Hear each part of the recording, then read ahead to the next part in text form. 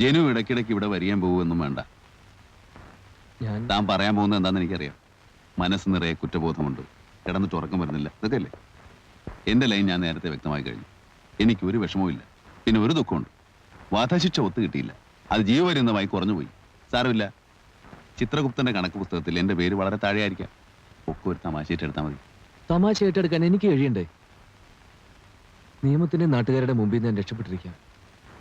പക്ഷെ എന്റെ മനസാക്ഷിയുടെ മുമ്പിൽ നിന്ന് എനിക്ക് എങ്ങനെ രക്ഷപ്പെടാൻ കഴിയും? മനസാക്ഷി, അതിനൊക്കെ എന്താ ഇവിടെ ഒരു വിലയുള്ളൂ? ഞാൻ എല്ലാം തുറന്നു പറയാൻ പോവാ.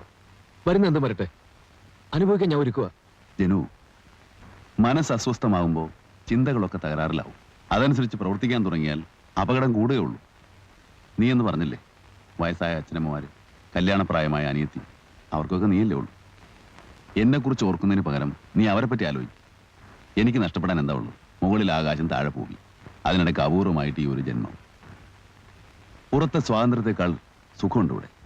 പുതിയ ആളുകൾ, പുതിയ അനുഭവങ്ങൾ. പക്ഷെ മനസ്സ് നീറി ഞാൻ എത്ര നാളിങ്ങനെ ജീവിക്കും? അതുകൊണ്ടാ പറഞ്ഞ ഇങ്ങോട്ട് വരണ്ടെന്ന്. കാണാതിരിക്കുമ്പോൾ പതുക്കെ പതുക്കെ മറക്കാൻ കഴിയും, മനസ്സും ശാന്തമാവും.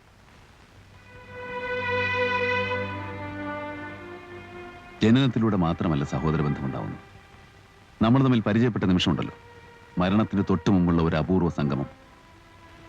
സത്യം പറഞ്ഞാൽ അപ്പൊ മുതൽ നീ എന്റെ അനിയനായി. ധൈര്യമായിരിക്കും.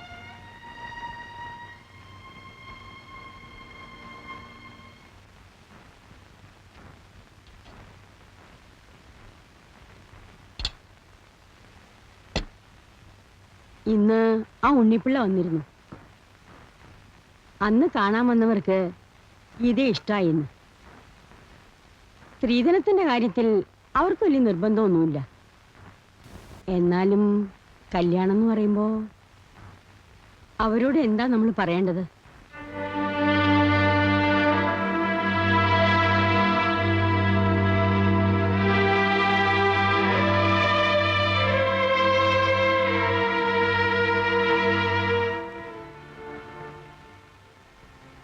ആരോട് ദേഷ്യപ്പെട്ടിട്ടാ ചേട്ടൻ ഊണ് കഴിക്കാതിരിക്കുന്നത്? ആരോടുമില്ല, ദേഷ്യം എന്നോട് തന്നെയാ. ഞാനൊന്നിനും വളരാത്തവനായി പോയില്ലേ? അമ്മ പറഞ്ഞൊന്നും കാര്യാക്കണ്ട. അല്ലെങ്കിൽ തന്നെ ആർക്കാ ഇവിടെ കല്യാണത്തിന് തിരക്ക്? ഉണ്ണിപ്പിള്ള വരുമ്പോ ഞാൻ പറഞ്ഞോളാം, എനിക്ക് ആ ബന്ധം ഇഷ്ടായില്ലെന്ന്. ആദ്യം നമ്മുടെ പ്രശ്നങ്ങളൊക്കെ തീരട്ടെ. ഇങ്ങനെ പോയ പ്രശ്നങ്ങളൊന്നും തീരും തോന്നില്ല. ഞാൻ ജനിച്ച തെറ്റായി പോയത്.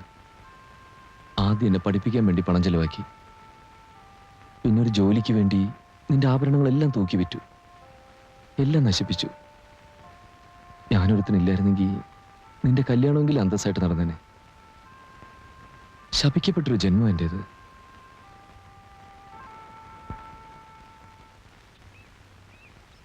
This is a very complicated case. ഈ പ്രതിക്ക് വട്ടുണ്ടോ? അല്ല, ഞാൻ ചോദിച്ചത്, സാമാന്യ ബുദ്ധിയുള്ള ആരും ഇങ്ങനെ പെരുമാറുമെന്ന് തോന്നുന്നില്ല. കൊല്ലുന്നതിൽ യാതൊരു കുഴപ്പമില്ല. എന്തിനാ അയാൾ കുറ്റം ഏൽക്കാൻ പോയത്? പോക്കറ്റ് നിറച്ച് കാശും എന്നെ പോലെ ബുദ്ധിയുള്ള ഒരു വക്കീലും ഉണ്ടെങ്കിൽ ഏത് കൊലക്കേസ് നമുക്ക് ഊരാം. You are very late. എന്നെ നേരത്തെ വന്ന് കാണായിരുന്നില്ലേ? ഒരു വക്കീലിനെ വെക്കാൻ അദ്ദേഹം സമ്മതിച്ചില്ല. രോഗിയോട് ചോദിച്ചിട്ടല്ല രോഗത്തിന് ചികിത്സിക്കേണ്ടത്. വളണ്ടറി കൺഫെഷനും കഴിഞ്ഞു, വിധിയും വന്നു കഴിഞ്ഞു. ഇനി കേസ് റീഓപ്പൺ ചെയ്യാൻ വളരെ ബുദ്ധിമുട്ടാണ്. അയ്യോ, അങ്ങനെ പറയരുത് സാർ. സാറ് വിചാരിച്ചാൽ എന്തെങ്കിലും പഴുതുണ്ടാക്കാൻ കഴിയുമെന്ന് എല്ലാവരും പറയുന്നത്. അത് ശരിയാണ്. വല്ല പഴുതുണ്ടാക്കാൻ എന്നെ കൊണ്ടേ സാധിക്കൂ. സീനിയർ വക്കീലന്മാർ വരെ ഡൗട്ട്സ് ക്ലിയർ ചെയ്യുന്നത് എന്നോട് ചോദിച്ചിട്ടാണ്. നിയമപുസ്തകങ്ങൾ എനിക്ക് മനഃപാഠമാണ്. വക്കീലായ എൻ്റെ അച്ഛൻ പോലും പറയുന്നത് ബുദ്ധിശക്തിയിലും ഓർമ്മശക്തിയിലും ഞാനൊരു കമ്പ്യൂട്ടറാണെന്നാ. പലരും പറഞ്ഞു കേട്ടിട്ടുണ്ട്. പോട്ടെ, പ്രതി സഹകരിക്കുമോ? തീർച്ചയായും സഹകരിക്കും. താൻ എൻ്റെ ഓഫീസിൽ ചെന്നിരിക്കും. ബാക്കി എവിടെ വെച്ച് സംസാരിക്കാം. ഞാൻ ആലോചിക്കട്ടെ.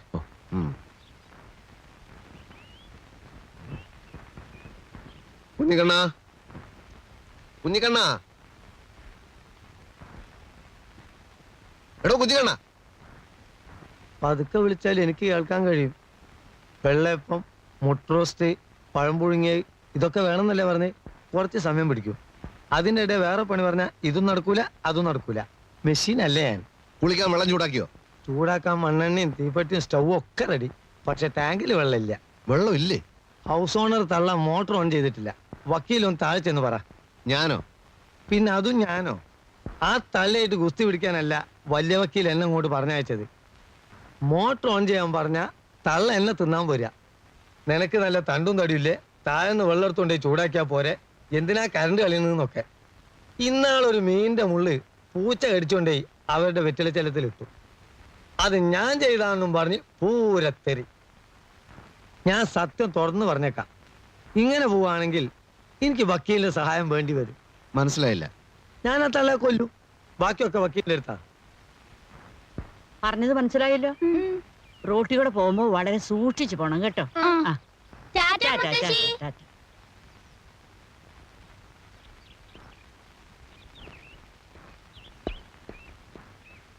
വക്കീലേ, ഒരു കാര്യം ഞാൻ പറഞ്ഞേക്കാം. നിങ്ങളെ കാണാൻ വരുന്ന ആളുകളുണ്ടല്ലോ, വായ നിറച്ച് മുറുക്കി ഈ മിറ്റത്ത് തുപ്പടുത്ത് നിർത്തിച്ചില്ലെങ്കിൽ എന്റെ സ്വഭാവം മാറും. ആ, എന്റെ സ്വഭാവം മാറി കഴിഞ്ഞു. ഏ വൈകുന്നേരം ഞാൻ വരുമ്പോഴേക്ക് ടാങ്കിൽ വെള്ളം നിറച്ചില്ലെങ്കിൽ എന്റെ സ്വഭാവം ഞാൻ കാണിക്കും. ചീത്തയായാൽ ഞാൻ മഹാ ചീത്തയാ. ഈ തള്ളയുടെ ധിക്കാരം അവസാനിപ്പിക്കാതെ നമുക്ക് ഇവിടെ സ്വൈരായി ജീവിക്കാൻ പറ്റില്ല. ഞാൻ മേലാണെങ്കിൽ അത് തിന്നത്രേ.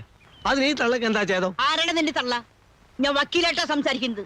വേലക്കാരന് സ്ഥാനത്ത് നിന്നാ മതി. അതിനാരാ ഇവിടെ വേലക്കാരൻ? ഞാൻ വക്കീലിന്റെ ബന്ധുവാ. അതേന്ന്, ഞങ്ങള് ബന്ധുക്കളായിട്ട് വരും. അതൊക്കെ പോട്ടെ. വൈകുന്നേരം ഞാൻ വരുമ്പോ മുകളിൽ ടാങ്കിൽ വെള്ളമില്ലെന്ന് പറഞ്ഞാൽ ഇവിടെ എന്തൊക്കെയാ സംഭവിക്കാന്ന് എനിക്ക് ഇപ്പൊ പറയാൻ പറ്റില്ല. എടോ കുഞ്ഞുകണ്ണ, ഓ, ഇങ്ങ് വന്നേ. ഏത് വകയിലാ നീ എന്റെ ബന്ധുവാകുന്നത്? വേറെ ഒന്ന് രണ്ടാളോട് നീ ഇത് പറഞ്ഞതായിട്ട് ഞാൻ കേട്ടു, അതുകൊണ്ടാ ചോദിക്കുന്നത്. അതിപ്പം വക്കീലിന്റെ ഇളച്ചന്റെ. നിർത്ത്. എനിക്ക് ഓർമ്മയുള്ള കാലം തൊട്ട് നിന്റെ അമ്മയ്ക്ക് എന്റെ വീട്ടിൽ ചട്ടിയും കലവും കഴുകലായിരുന്നു പണി. അങ്ങനെയുള്ള തുക്കട ഫാമിലി അല്ലടാ Nenmara family. Don't repeat it bloody fool. അങ്ങോട്ട് പറയേ. വക്കീലിന്റെ അടുത്തും ഡോക്ടറുടെ അടുത്തും ഒന്നും ഒളിച്ചു വെക്കാൻ പാടില്ല.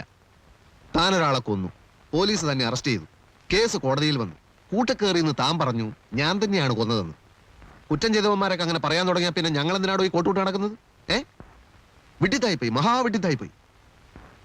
Advocate PS Nenmara. എന്താണാവോ ഇദ്ദേഹത്തിന് വേണ്ടത്? കഴിഞ്ഞതൊക്കെ കഴിഞ്ഞു, ഒന്നും പേടിക്കണ്ട. തന്നെ ഞാൻ രക്ഷിക്കാം. എങ്ങനെ? പട്ടാപ്പകല് നടു റോട്ടിൽ വെച്ച് 100 കണക്കിന് സാക്ഷികളുടെ മുമ്പിൽ വെച്ച കുനിശ്ശേരി കുഞ്ഞു മുഹമ്മദിനെ അയാളുടെ അളിയൻ ഇസ്മായിൽ കുത്തിക്കൊന്നത്. പക്ഷെ ഇസ്മായിൽ ബുദ്ധിയുള്ളവനാ. കോസ്മോപൊളിറ്റൻ ക്ലബിൽ ചീട്ട് കളിച്ചുകൊണ്ടിരുന്ന എന്റെ അടുത്ത് നേരെ വന്ന് വിവരം പറഞ്ഞു. വലിയ കോളിളക്കം ഉണ്ടാക്കിയ കേസായിരുന്നു അത്. പക്ഷെ എന്തായി? ഇസ്മായിലിന്റെ രോമം തൊട്ടില്ല.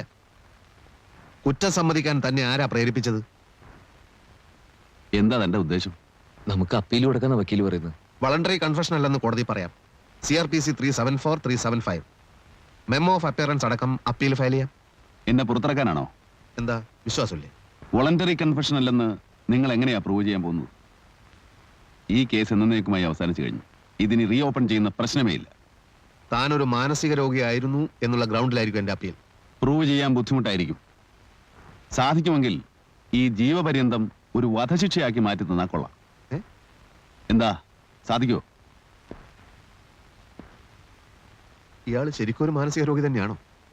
ജനു, എന്നെ കാണാൻ വരരുതെന്ന് ഞാൻ നേരത്തെ പറഞ്ഞിട്ടുണ്ട്. എന്നെ രക്ഷിക്കാൻ നോക്കണ്ട. അല്ല, അത് മനുഷ്യനെ വടിയാക്കരുത്. കോടതിയിൽ നിന്ന് തരിക നേരമില്ലാത്ത എന്നെ ജയിലിൽ പിടിച്ചുകൊണ്ട് നാടകം കളിക്കുന്നു. Bloody full. വക്കീലെ പ്ലീസ്, വക്കീലെ ഒന്ന് നിന്നേ. തന്റെ പടിവെക്കണം. ഞാൻ പറയുന്നത് കേൾക്കൂ. ഒന്നും എനിക്ക് കേൾക്കണ്ട. പ്ലീസ്, ഞാൻ പറയുന്നത് കേട്ടിട്ട് സംസാരിച്ചാൽ മതി. താൻ പോടോ. വക്കീലെ പ്ലീസ്, കേട്ടിട്ട് പോ.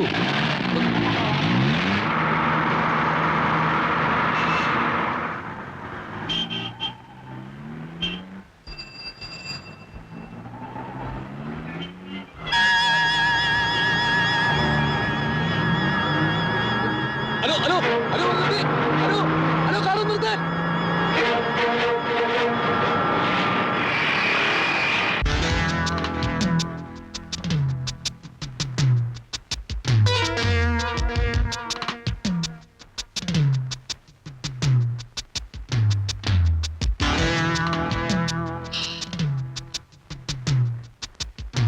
റൂമിലാളുണ്ടല്ലോ. ഉണ്ട് സർ. അതെ, ഒന്നും ആലോചിക്കാതെ അല്ലല്ലോ നമ്പ്യാർ ഇതൊക്കെ ചെയ്യുന്നത്. ചിട്ടിക്കമ്പനിയുടെ അധ്യായം ഇതോടെ ക്ലോസ് ചെയ്തു. ഇനി അടുത്ത മേഖലയിലായിരിക്കും കളി. ആളിങ്ങെത്തിയല്ലോ, കൊടുക്കാം. അളിയനാ. ഹലോ, മന്ത്രിയായതിനു ശേഷം ബന്ധുക്കളെ മാത്രമേ താൻ വിളിക്കൂ അല്ലേ? അയ്യോ, ഞാൻ വെറും ഒരു പാപ്പരല്ലേ, ഒരു ചില്ലിക്കാശിന് പോലും വകയില്ലാത്തവൻ. പിന്നെ ബഹുമാനപ്പെട്ട മന്ത്രിയുടെ അളിയനും പോലീസ് സൂപ്രണ്ടിന്റെ മോനും ഒക്കെ സുഹൃത്തുക്കളായതുകൊണ്ട് ഒരുവിധം ഇങ്ങനെ കഴിഞ്ഞു കൂടുന്നു. ഇല്ല, 2 ദിവസം കൂടെ കഴിഞ്ഞിട്ടേ വീട്ടിലേക്ക് മാറുന്നുള്ളൂ. ആ ഗസ്റ്റ് ഹൗസിലോട്ട് വാ. ആ പിന്നെ ഞങ്ങളൊക്കെ കൂടിയാ തന്നെ മന്ത്രിയാക്കിയെന്ന കാര്യം മറക്കരുത് കേട്ടോ. വയ്ക്കട്ടെ. പോയ കാര്യം എന്തായി? ലൈസൻസ് കിട്ടും. എന്റെ ഒരു അമ്മാവനുണ്ട് കായംകുളത്ത്, കണ്ണും ചെവിയൊന്നും കേക്കില്ല, പുള്ളിയുടെ പേരിൽ എടുക്കാം. യെസ്. ആഹാ, താനെങ്ങനെ ഇവിടെ എത്തി? ആ പിന്നെ നമ്മുടെ ചിട്ടി കമ്പനിയിലായിരുന്നു. ഓഹോ, കമ്പനി പൊളിഞ്ഞപ്പോ എന്നെ പോലെ തന്നെ ഇവരും അങ്ങ് കഷ്ടത്തിലായി. കമ്പനി പൊളിഞ്ഞത് എങ്ങനെയാണെന്ന് എനിക്കറിയാം. തന്നെ ഞാൻ അന്വേഷിക്കാൻ തുടങ്ങിയിട്ട് കുറെ നാളായി. സമ്പന്നന്മാർ കുളിച്ചിരിക്കാൻ ഒരുപാട് സ്ഥലങ്ങളുണ്ടല്ലോ നമ്മുടെ നാട്ടിൽ. പാവപ്പെട്ട കുറെ മനുഷ്യർ അധ്വാനിച്ചുണ്ടാക്കിയ കാശാതാൻ തട്ടിയെടുത്ത്. അത് തിരിച്ചു കൊടുത്തില്ലെങ്കിൽ അനുഭവം വേറെ ആയിരിക്കും. എന്റെ പൊന്നനിയാ, ഞാൻ ഇനി എന്ത് ചെയ്യാനാ? എല്ലാം ഞാൻ കോടതി പ്രസന്റ് ചെയ്തതാ. കോടതി എന്നെ IP ആയി പ്രഖ്യാപിക്കുകയും ചെയ്തു. എന്ന് വെച്ചാൽ ഒരുത്തനും ഞാൻ ഇനി കടം വീട്ടേണ്ടതില്ല. IP 5 സ്റ്റാർ ഹോട്ടലിൽ സ്കോച്ച് കുടിക്കുന്ന പാപ്പര്, നാട്ടുകാരുടെ പണം പറ്റിച്ചെടുത്ത് കള്ളക്കണക്കുണ്ടാക്കി നഷ്ടം കാണിക്കുന്ന കുറെ കമ്പനികൾ, അതും വല്ലവന്റെയും പേരിൽ. ഇവിടെ നിന്ന് ബഹളം വയ്ക്കരുത്. ഞാൻ പറഞ്ഞിട്ടല്ലല്ലോ താൻ ജോലിക്ക് കയറുന്നത്. ഡേവിഡ് ആണ് തന്നെ പരിചയപ്പെടുത്തിയത്. അയാൾ മരിച്ചുപോയി. ഇനി എന്തെങ്കിലും ഉണ്ടേ കോടതി ചെല്ല്. ഓ വേണ്ട, അല്ലാതെ തന്നെ നിങ്ങളെ ഞാൻ നേരിടും. നിയമം വളച്ചൊടിച്ച് കോടതി മുമ്പിൽ നിങ്ങൾ പാപ്പറായിട്ടുണ്ടാകാം. പക്ഷെ RK നമ്പ്യാരുടെ സ്ഥാവര ജംഗമ സ്വത്തുക്കൾ എവിടെയാണെന്നും ആരുടെയൊക്കെ പേരിലാണെന്നും ഇവിടുത്തെ നാട്ടുകാർക്കറിയാം. നിങ്ങളുടെ കള്ളത്തരങ്ങളെ കുറിച്ചുള്ള കുറെ തെളിവുകൾ എന്റെ കയ്യിലുണ്ട്. അത് ജനങ്ങളുടെ മുമ്പിൽ നിരത്തി തന്നെ കൊണ്ട് ഒരു തീരുമാനം എടുപ്പിക്കും.